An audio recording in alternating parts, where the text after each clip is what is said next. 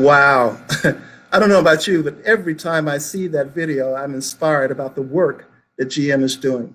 So let me bring to the stage, if you will, the Global Chief Diversity Officer for GM, Ken Barrett. Hey, James, how you doing?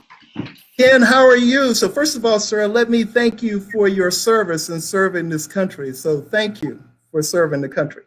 Well, thank you, James. I appreciate that. Thank you for your service as well. You're quite welcome, sir.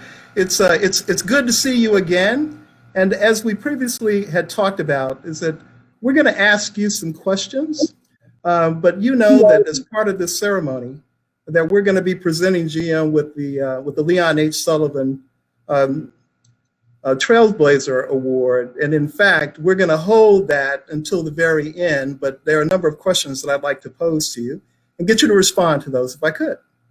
So I got to answer the questions before I get the award, is what you're saying.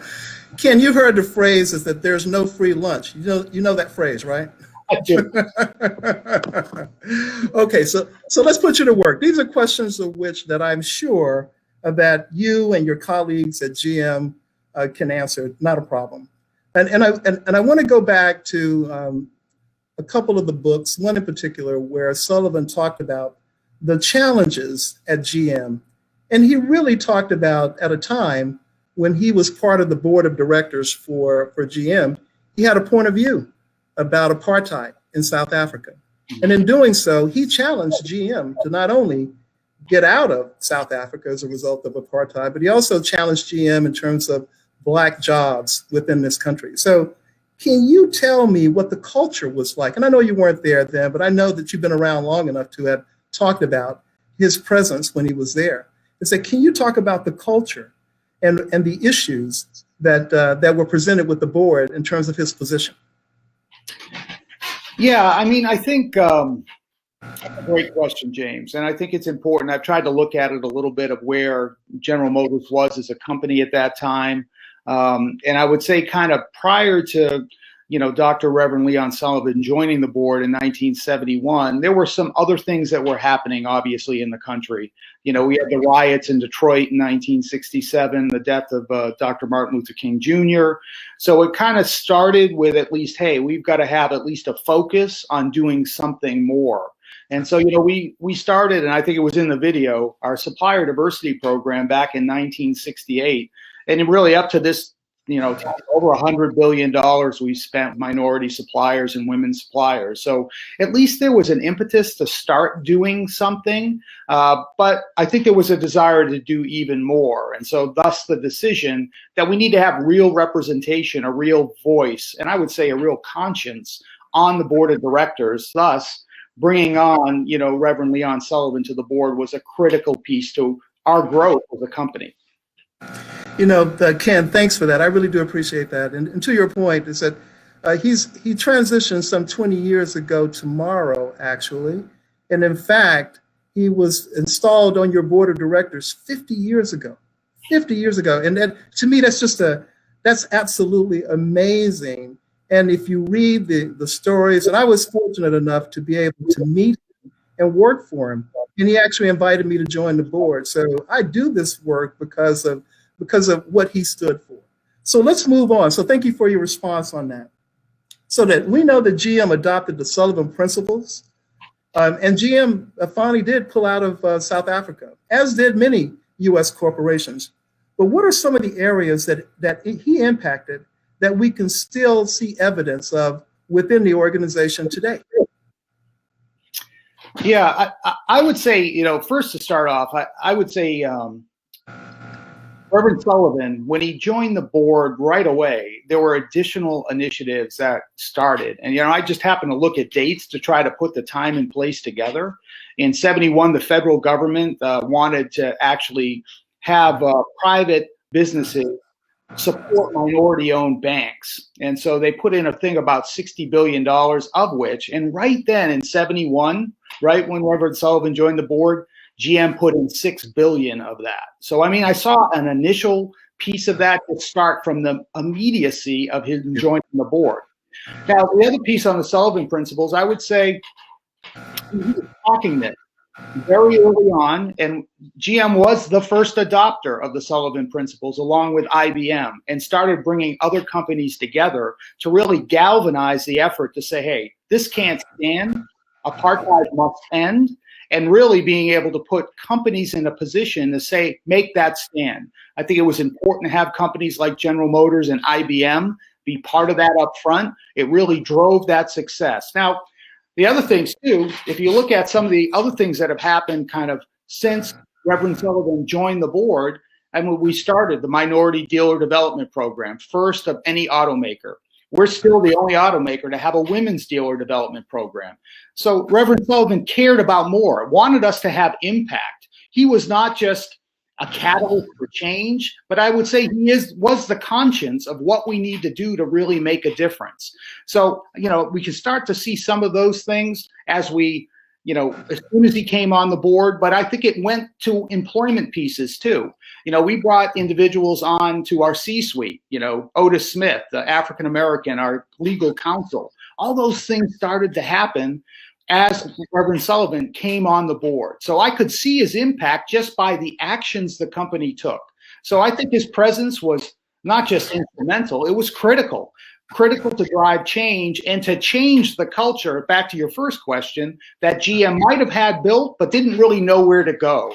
And I think that that's really the power of Reverend Sullivan, is that he was able to articulate it. Not only could he, was he a man of faith, he genuinely cared and wanted to have outcomes that really made a difference. And he drove that and drove businesses to really think about themselves. And, when you think about corporate responsibility, corporate governance, I think he's the man who started it. Really, once we started to have him on the board, other companies started to see what we were doing, and other companies started to build that out. I know that was a long answer. I know you have. Listen, this is not the first time that I've spoken with you, and I know that you can be long-winded, but it's appropriately so. But let's stay with that theme for just a second, right? So we all know that April is Second Chance Month, right?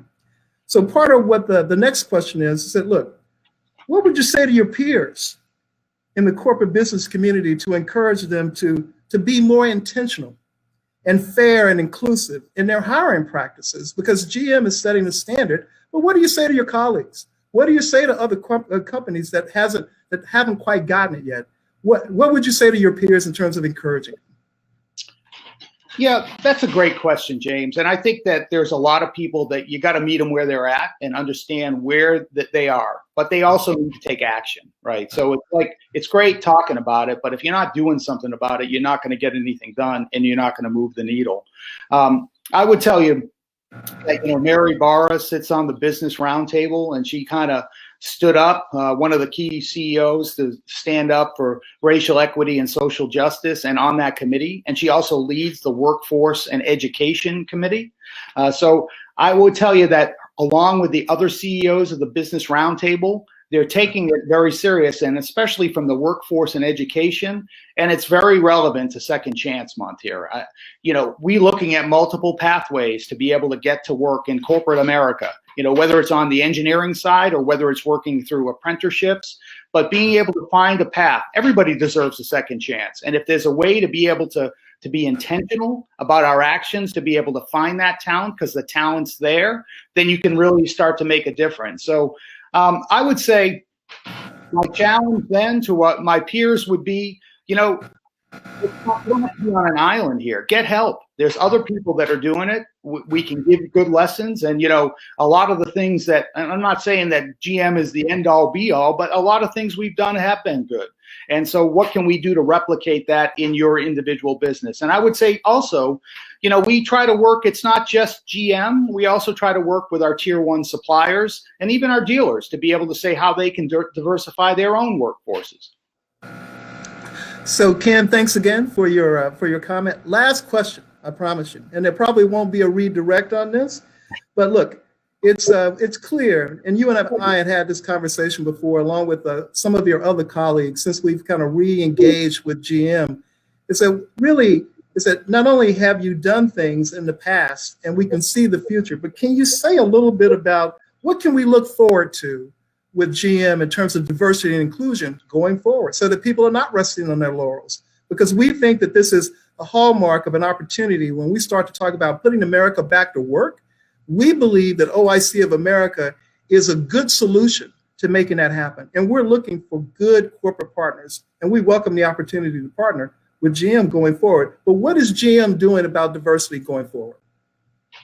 Yeah, it's multifaceted, so I mean, it needs to be that way, right? So whether it's more minority suppliers, being able to have investment there, more minority dealers, being able to have investment there, trying to bring in more diverse talent into the organization, being able to be intentional there, understanding where people are in the organization. Do they have equitable outcomes to not only come into the company, get hired, but to be able to advance, be identified as high potential, and to be able to actually assess up into the C-suite. So being able to look at that entire talent pipeline is critically important for us as a business.